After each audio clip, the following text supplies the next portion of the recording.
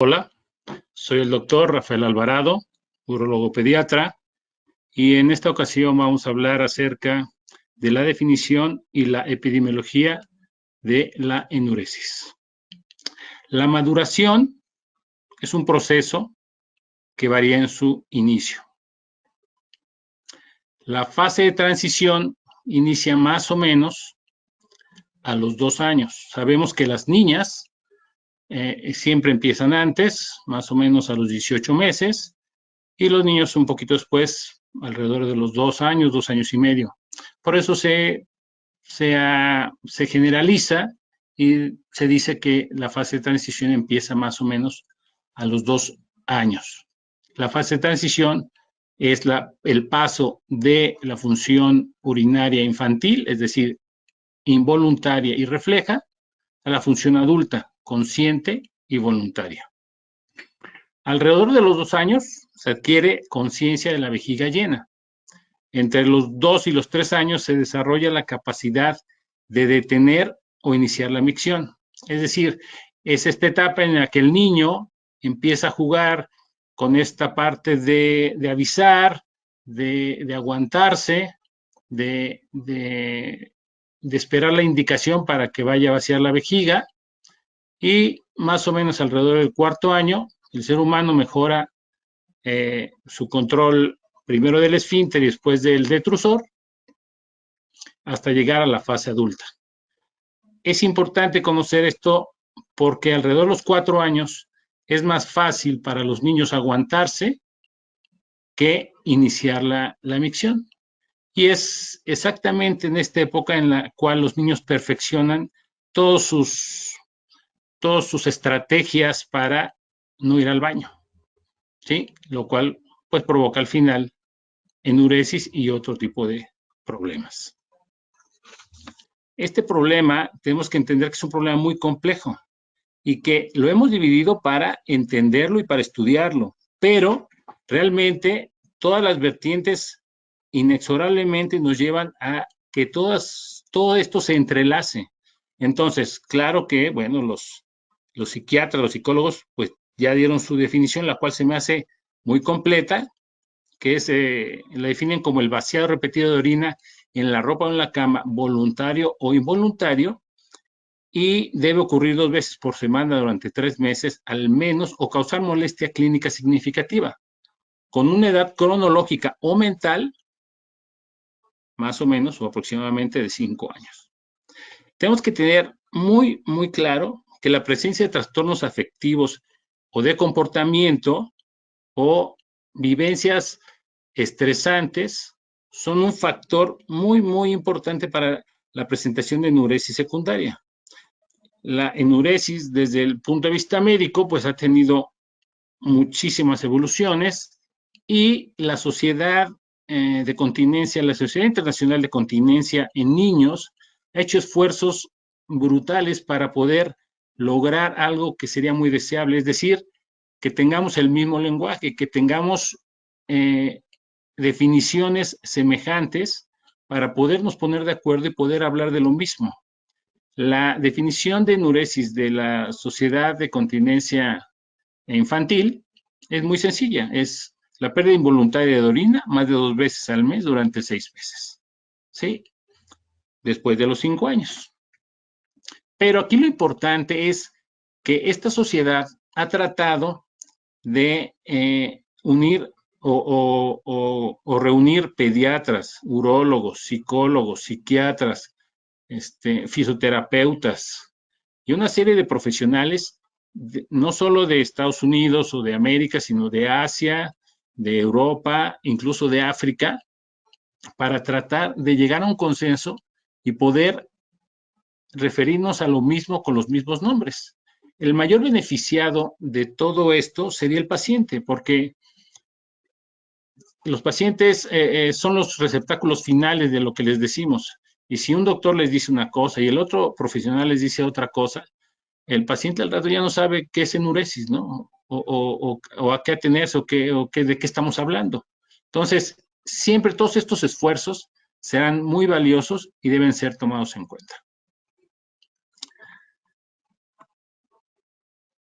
Entre la epidemiología, los escapes episódicos involuntarios son frecuentes y conforme va creciendo el niño se van haciendo menos frecuentes. Cuando el niño o la niña cumplen 5 años, de hecho las niñas a veces en algunos textos se les indica 4 años y a los niños 6 años, pero volvemos a lo mismo, generalizando, cuando los niños cumplen 5 años, se considera que ya no deben tener pérdidas no controladas. Se sabe perfectamente que la enuresis afecta al 30% de los niños de 4 años, al 10% a los niños de 7 años. Posteriormente van creciendo hasta quedar en el 1% a los 18 años. Y en la vida adulta, pues sí existen pacientes enuréticos que solo corresponde al 0.5%. La enuresis siempre es más frecuente en varones y sobre todo si hay antecedentes familiares. La clasificación. La clasificación, volvemos a lo mismo. Es importante conocer las diferentes clasificaciones para poder explicar a los pacientes de qué estamos hablando. Por ejemplo, cuando hablamos de una enuresis primaria, hablamos de una enuresis en la cual el niño nunca ha tenido control de sus esfínteres. Y una secundaria es el que ya tuvo un periodo seco, es decir, que ya había logrado el control de los esfínteres, que estuvo un poquito más de 6 meses sin orinarse en la cama y de repente empieza otra vez. Las causas que provocan cada uno de estos son totalmente diferentes y se abordan de manera totalmente diferente. De ahí es la importancia de tener en cuenta si la enuresis es primaria o es secundaria. Después, enuresis monosintomática o compleja. La enuresis monosintomática es la que tiene como único síntoma la pérdida involuntaria de orina durante la noche. ¿Sí? Se estudia, se le buscan otras causas y no existe ninguna otra alteración más que la pérdida de orina. Y la compleja es, bueno, pues la que tiene algún factor ya sea psicológico u orgánico que nos va a provocar o nos va a explicar por qué el niño tiene estas pérdidas involuntarias durante la noche. Y la neurógena y no neurógena, pues nos habla desde el punto de vista meramente orgánico. Es decir, normalmente los pacientes enuréticos no tienen alteraciones neurológicas, pero hay un pequeño grupo en los cuales se descubre durante su estudio que sí tienen unas pequeñas alteraciones en la columna, una espina bífida oculta, alguna otra lesión congénita que nos va a provocar que el niño pues no pueda controlar durante la noche la emisión de orina. Entonces, por eso es importante también tener en cuenta todos los estigmas y todo lo que se tiene que explorar, que ya llegaremos en alguna plática posterior a esto, la génesis de este problema. La etiología. Dentro de la etiología son 3 los sistemas que principalmente están involucrados. El geniturinario, el gastrointestinal inferior y el sistema nervioso central y periférico. Aunado a esto, hay una serie de factores que se entrelazan y que deben ser tomados en cuenta. Vamos a empezar. Los hereditarios, está perfectamente demostrado que hay familias que tienen mayor incidencia de pacientes con enuresis, ¿sí? Incluso hay síndromes cuyo síntoma principal es la enuresis, ¿no? Como el síndrome de Ochoa, en el cual hay cambios faciales al momento de miccionar y que tienen enuresis.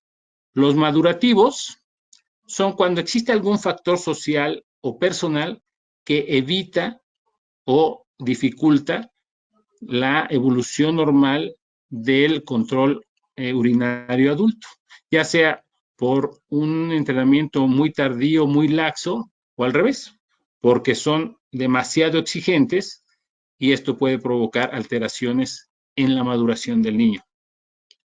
Los conductuales se asocian a alteraciones tanto de comportamiento como alteraciones como el déficit de atención y la hiperactividad, pero no se sabe si es la enuresis la que causó esos problemas o estos problemas son los que causaron la enuresis. El chiste es que se asocian y tenemos que estar muy al pendiente de cualquier paciente que tenga un trastorno de déficit de atención e hiperactividad o algún otro trastorno de comportamiento que pueda presentar enuresis. Se asocian. Los irritativos, es un rubro muy grande porque son los pacientes que tienen algún factor como alguna infección o alguna parasitosis o algún problema médico que provoca irritación en la mucosa gastrointestinal baja o urinaria y va a trastornar todo el proceso de aprendizaje y de transición para pasar al control adulto, ¿sí? O también problemas crónicos como el estreñimiento crónico, que va a provocar una serie de alteraciones tanto orgánicas de espacio como funcionales que van a impedir que el niño logre vaciar bien su vejiga y con esto pues va a tener infecciones y con esto va a tener alteraciones o problemas irritativos. Y los problemas afectivos, como ya los habíamos mencionado, la dinámica familiar o problemas de algún otro índole que sea psicológico, van a provocar alteraciones en lograr el éxito para la maduración de este sistema.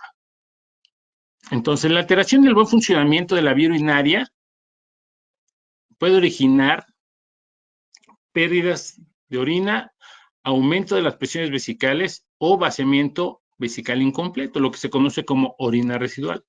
Estas tres situaciones van a provocar otra serie de síntomas o van a provocar las manifestaciones clínicas, como son síntomas urinarios, ya sea ardor, alteraciones para iniciar o terminar la micción, aumento de la frecuencia, la enuresis misma.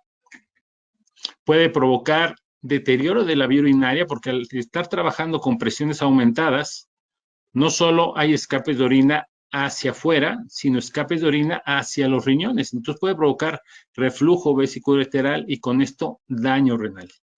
Y también puede provocar infecciones de vías urinarias que en un momento determinado también pueden provocar daño en el sistema urinario. Entonces, con esto podemos ver que la enuresis no solo es la pérdida de orina, no es solo que el niño se orine en la cama. Puede tener repercusiones mucho más graves, ¿sí? Que pueden repercutir incluso en la integridad física del niño. Por eso es importante estudiarlos. Por eso es importante no esperarse hasta ver cuándo se le quita, porque ya el día que se le quite puede ser demasiado tarde o puede tener daños importantes y perder oportunidades en la vida. Y ya para terminar, me gustaría clarificar algunos puntos. Entonces, después de los 5 años, cronológicos o mentales, no debe haber pérdidas urinarias. Sabemos que estamos hablando del 90% de los niños y que cada caso puede individualizarse, pero en general nos debe alertar que un niño mayor de 5 años tenga pérdidas de orina. La unificación de los términos es fundamental para un entendimiento mejor. La enuresis va disminuyendo después de los 5 años hasta quedar en el 1% durante la adolescencia, pero no por esto debe dejar de estudiarse. La enuresis es un síntoma y requiere ser estudiado. Es decir, la enuresis no es una enfermedad, es solo el aviso que nos está dando el cuerpo de que algo está pasando, que puede ser más grave como ya vimos, y que tiene que ser estudiado.